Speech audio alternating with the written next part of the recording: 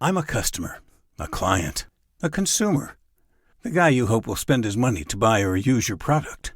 And you know, I might, if you find a way to connect with me on my terms. And that's the rub, right? The big if. Because let's face it, connecting with me is hard work. But you've never had more information about me and my habits, and you can slice it and dice it in a million different ways. And I'm not just talking about basic information, like the product I bought or how much I paid or what my credit might be. No, you know everything, and if you don't, you should. You know where I stay when I travel. You know what restaurants my wife and I prefer. You know what my favorite sports teams are, and you've got a pretty good idea about my politics. And what do you do with it?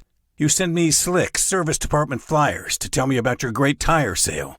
I get chummy emails calling me by my first name, reminding me to get my vehicle ready for next season.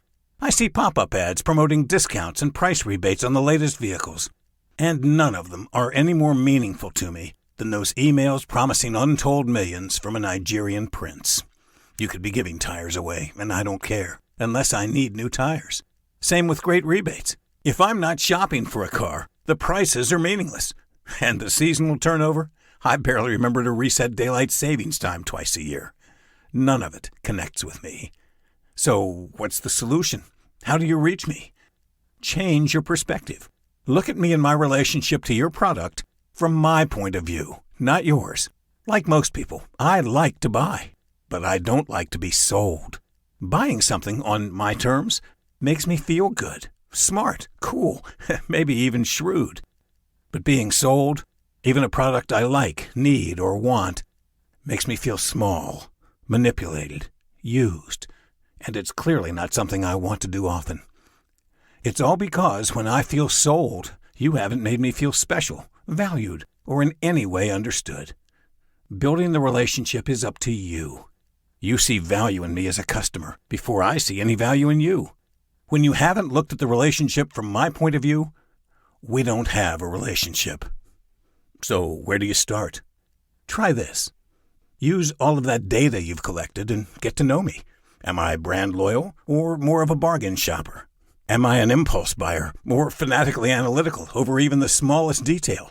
Do I like team sports or solo games? Am I a fan or a player, a spender, a saver?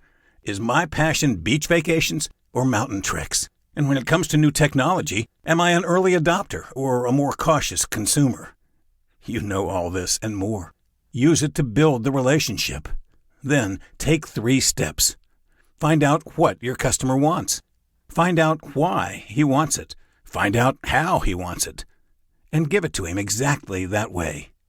In other words, view the relationship from the customer's perspective and act accordingly. It's not perfect, but it's a good place to start. And what's more, the process is pretty much the same no matter where you are in the customer lifecycle. Whether you're trying to win new customers, turn them into advocates for your brand, or keep them coming back long term, the process is the same. Find out what your customers want, why and how they want it, and give it to them exactly that way.